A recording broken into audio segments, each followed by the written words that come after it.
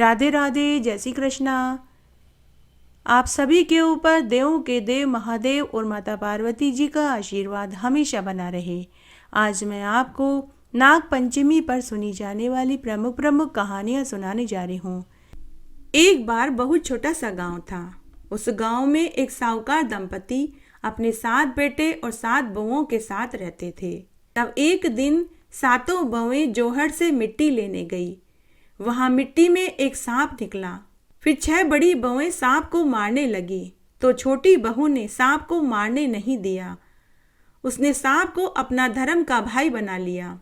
उसके बाद वे सभी मिट्टी लेकर घर आ गई। घर आने के बाद 6 बड़ी जिठानियां आपस में कहने लगी कि कल मिट्टी लाने की बारी इसकी है। जब ये मिट्टी लेने जाएगी तो इसे वहां सांप बैठा हुआ मिलेगा और वो इसको डस लेगा और ये मर जाएगी। उसके बाद दूसरे दिन 7वीं बहू अकेले ही मिट्टी लेने गई तो उसे वहां सांप बैठा हुआ मिला। तो 7वीं बहू सर्प को देखते ही बोली कि भाई जी राम राम।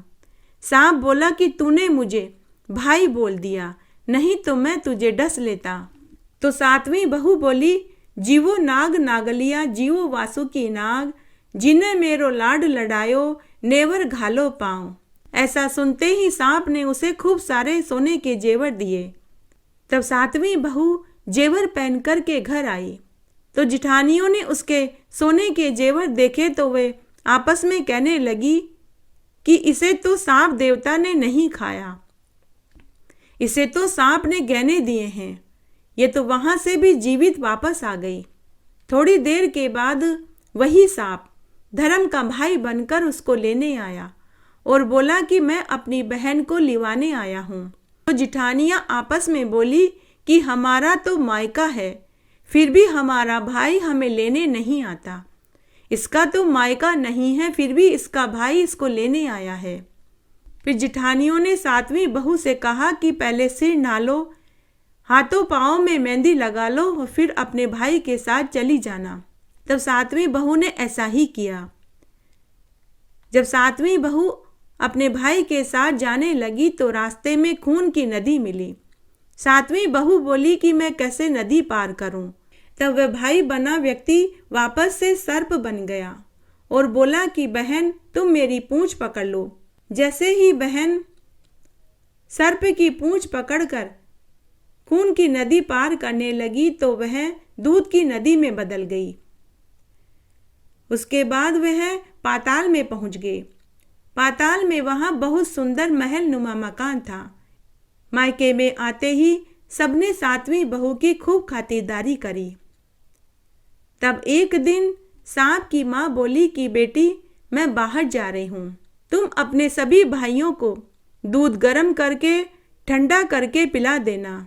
उसके बाद 7वीं बहू ने दूध गर्म किया, लेकिन वह पूरी तरह से ठंडा नहीं हुआ। उससे पहले ही उसने घंटी बजा दी। सभी छोटे बड़े सांप दूध पीने लगे तो किसी का मुंह जल गया तो किसी का फन जल गया। तब सभी सांपों ने अपनी माँ से कहा कि हम इसे डसेंगे, इसकी वजह से हमारी पूंछ जल गई, हमारा फन जल गया। तो नागिन माँ ने कहा कि यह तुम्हारी बहन है, इसे मत डसो, यह तुमको आशीर्वाद देगी। इस तरह फिर से कई दिन निकल गए। एक दिन उसकी पड़ोसन से 7वीं बहू की लड़ाई हो गई तो उसने बातों ही बातों में कहा कि खांड्या बांड्या भाई की सौगंध। तो ओने कोने में सांप थे, उन्होंने यह सुन लिया तो उन्होंने अपनी माँ से कहा कि माँ यह बहन हमको खांड्या बांड्या बोलती है, अब आप इसे वापस इसके ससुराल में भेज दो। तब नागिन माँ ने 7वीं बहू को बहुत सारा धन देकर विदा कर दिया। ससुराल में आने के बाद 7वीं बहू ने अपनी सभी जिठानियों को अपने मायके की पूरी बातें बताई। तब जिठानियां उसे ताने देती हुई बोली कि तेरे भाई ने तुझे 6 कोठों की चाबी दी, परंतु 7वें कोठे की चाबी क्यों नहीं दी। उसी समय 7वीं बहू अपने मायके में आई और आते ही अपने भाई और माँ से बोली कि मुझे 7वें कोठे की चाबी चाहिए। नागिन माँ और उसके बेटे बोले कि 7वें कोठे की चाबी लोगी तो बहुत पछताओगी। लेकिन 7वीं बहू ने जिद पकड़ ली। तब उसे 7वें कोठे की चाबी दे दी। जैसे ही उसने 7वें कोठे को खोल कर के देखा तो उसमें एक बूढ़ा अजगर बैठा था। अजगर को देखते ही 7वीं बहू ने कहा कि बाबा राम राम। तो अजगर ने कहा कि तूने मुझे बाबा भी कहा और राम राम भी कहा, इसीलिए मैं तुझे नहीं निगल रहा, नहीं तो मैं तुझे खा जाता। तो 7वीं बहू बोली कि आप तो मेरे धर्म के पिता हो, आप मुझे कैसे डस सकते थे। और फिर वह बोली, जीवो नाग नागलियो, जीवो वासु की नाग, जिने मेरो लाड लडायो, वो देवे 9 करोड़ को हार। ऐसा सुनते ही अजगर ने उसे 9 करोड़ का हार निकाल कर के दे दिया। फिर से वह बहुत सारा धन लेकर ससुराल आ गई। जब वह बहुत सारा धन लेकर के आई तो सभी जिठानियां फिर से जल भुन गई।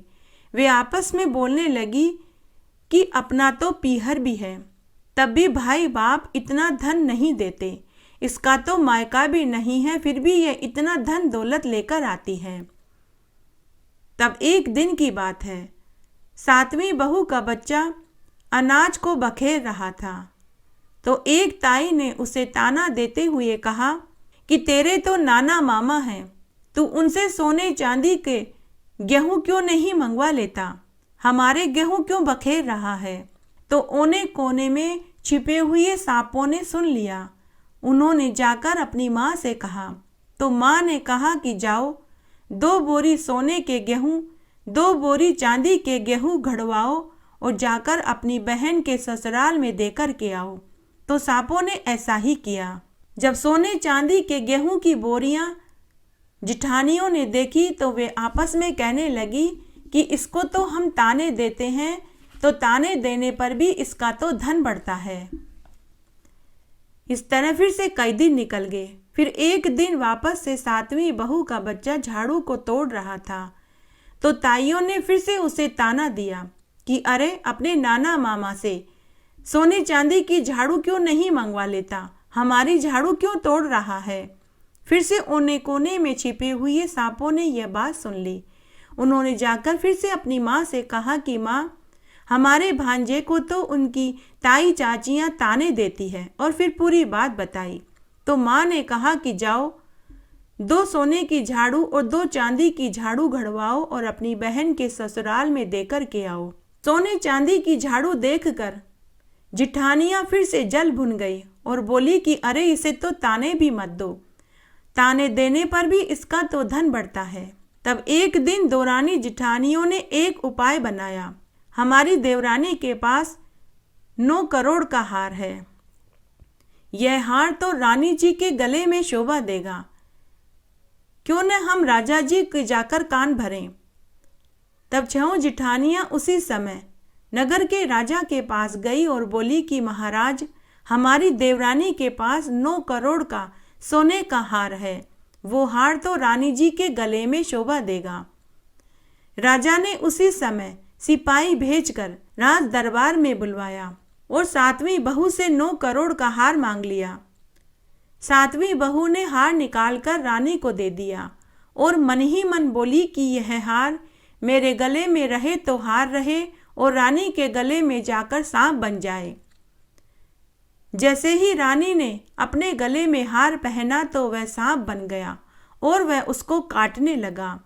तभी रानी जोर जोर से चिल्लाने लगी कि साहूकार के बेटे की बहू को बुलवाओ। राजा ने साहूकार के बेटे की बहू को बुलवाया और उससे पूछा, तूने मेरी रानी के साथ यह क्या किया जो हार पहनते ही वह सांप बन गया।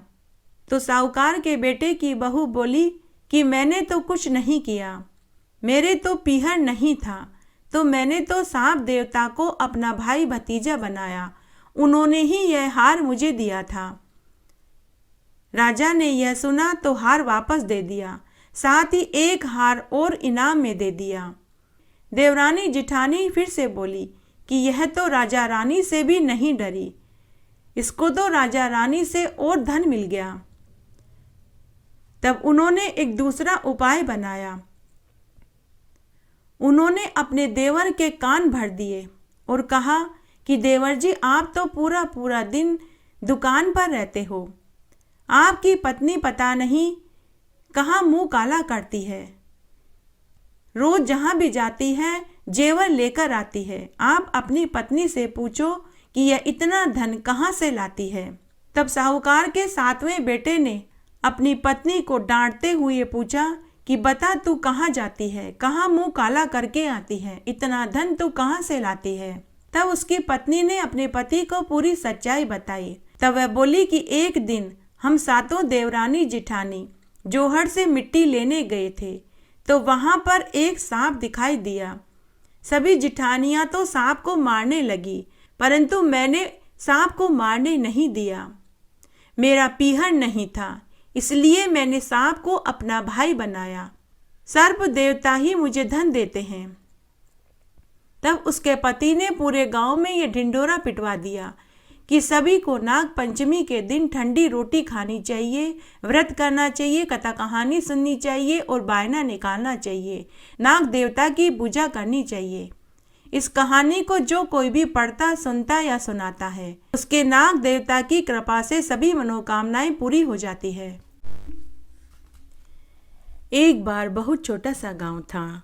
उस गांव में एक साहूकार दंपति थे। उनके 7 बेटे और 7 बहुएं थी। 6 बड़ी बहुओं के तो पीहर था, लेकिन 7वीं छोटी बहू के पीहर नहीं था। तब एक बार की बात है, छोटी 7वीं बहू गर्भवती थी और सावन की तीज आई, तो तीज के दिन 6 बड़ी बहुओं के मायके से घेवर आए। 7वीं बहू के मायका तो था नहीं जो कोई उसके लिए घेवर भेजता। 7वीं बहू गर्भवती थी तो उसे घेवर खाने की इच्छा हुई, लेकिन 6 बड़ी जिठानियों ने 7वीं बहू को घेवर खाने को नहीं दिया। तब 7वीं बहू ने घेवर का टुकड़ा चुरा लिया और अपने आंचल में छुपाकर पनघट पर पानी भरने के बहाने चली गई। सोचने लगी कि वहां जाकर घेवर खा लूंगी। 7वीं बहू घेवर लेकर पानी भरने का बहाना बनाकर पनघट पर चली गई। वहां चबूतरे पर एक पेड़ के नीचे उसने घेवर का टुकड़ा रख दिया। मन ही मन सोचने लगी कि पहले पानी भर लेती हूँ, फिर आराम से बैठ कर के घेवर खाऊंगी। पानी भरने के बाद बहू घेवर के पास गई तो उसे वहां घेवर नहीं मिला। उस पेड़ के पास एक बांबी थी, उसमें एक नागिन रहती थी। वह नागिन भी गर्भवती थी। घेवर देखकर नागिन की इच्छा भी उसे खाने की हुई, तो उसने घेवर खा लिया। नागिन ने सोचा कि अगर ये साहूकार के बेटे की बहू मुझे गाली देगी तो मैं इसे काट लूंगी, और अगर इसने कुछ नहीं कहा तो यह बिना पीहर की है, मैं इसे पीहर का सुख दूंगी। साहूकार के बेटे की बहू ने घेवर का टुकड़ा नागिन के पास रखा हुआ देखा और खाते हुए देखा, तो वह कहने लगी कि बेचारी यह भी कोई मेरे जैसी होगी, यह भी गर्भवती होगी, इसे भी घेवर खाने की इच्छा हुई होगी। कोई बात नहीं, यह खाए या मैं खाऊं, एक ही बात है। यह सुनकर नागिन खुश हो गई। बाद में नागिन ने अपने बेटों से कहा कि उस साहूकार के बेटे की बहू को तुम इंसान का रूप धर कर उसका भाई बनकर उसे यहाँ लिवा लाओ। और फिर नागिन ने अपने बेटों को पूरी बात बताई और कहा कि वो गर्भवती है।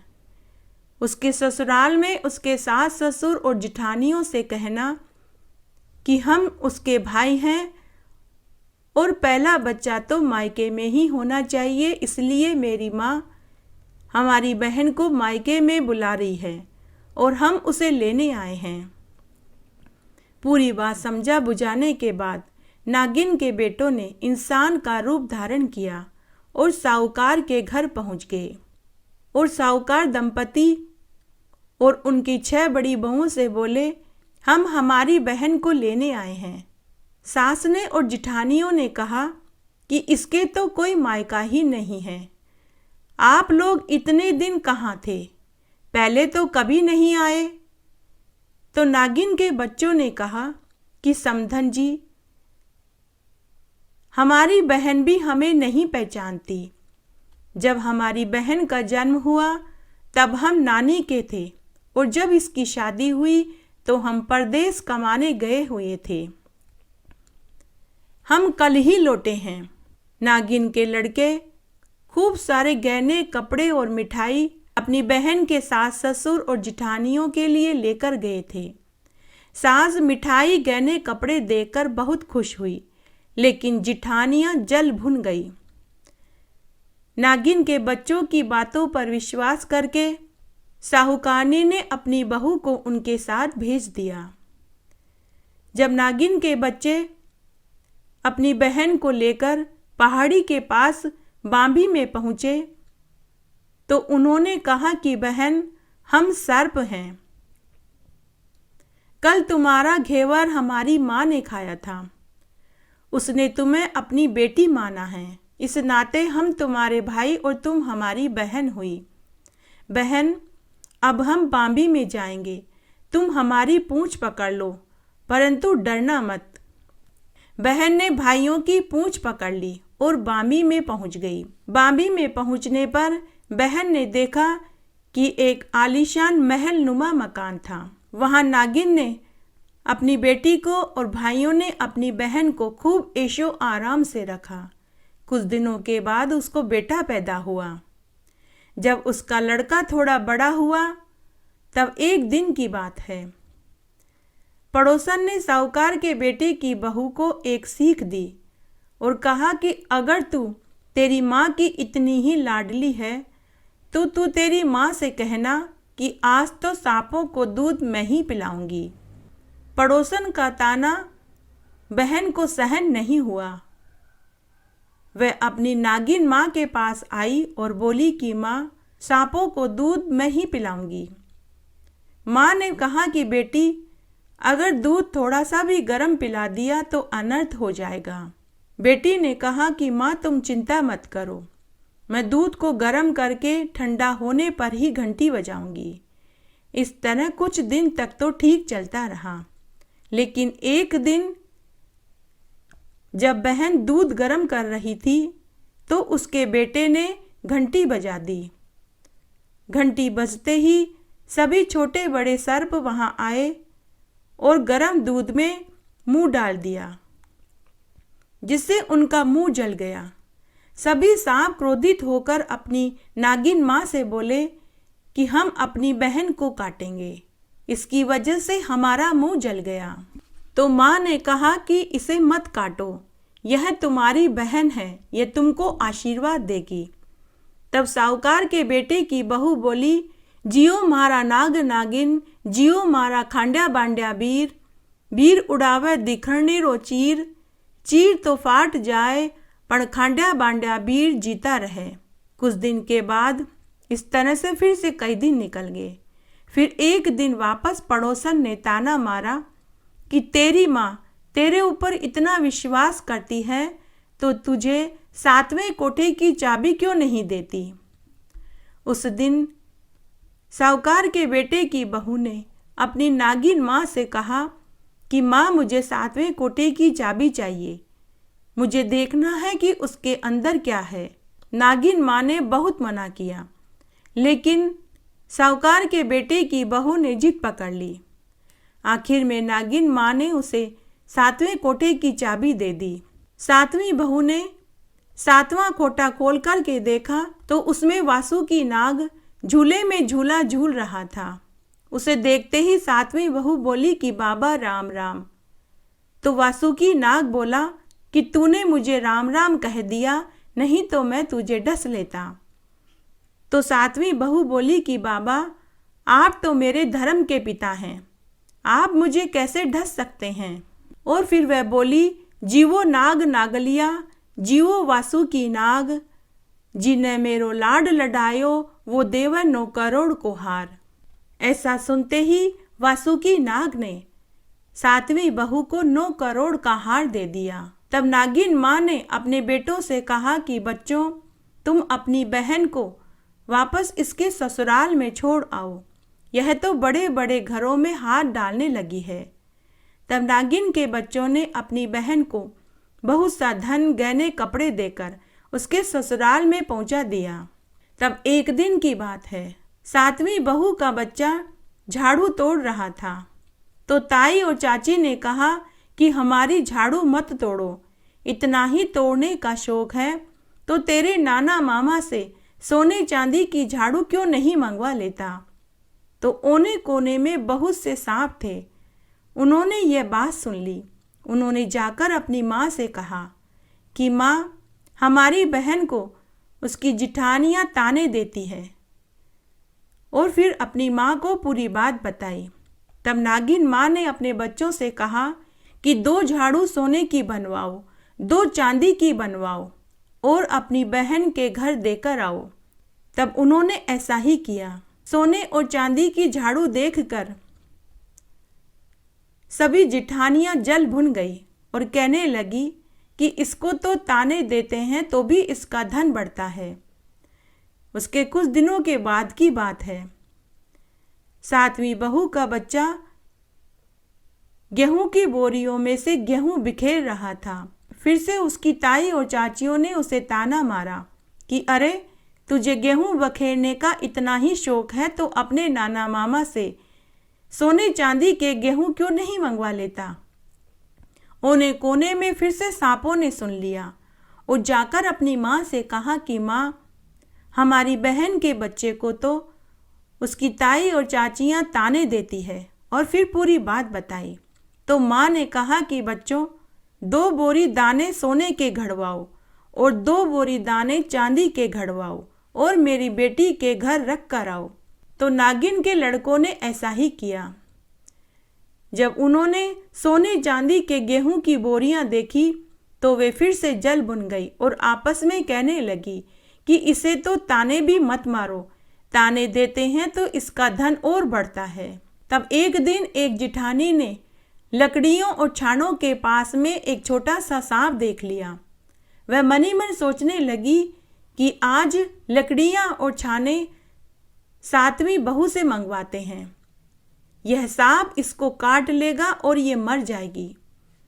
तब छोटी जिठानी ने 7वीं बहू से कहा कि बहू, रोटी बनाने के लिए लकड़ियां और छाने नहीं हैं, जाओ तुम लकड़ियां और छाने लेकर के आओ।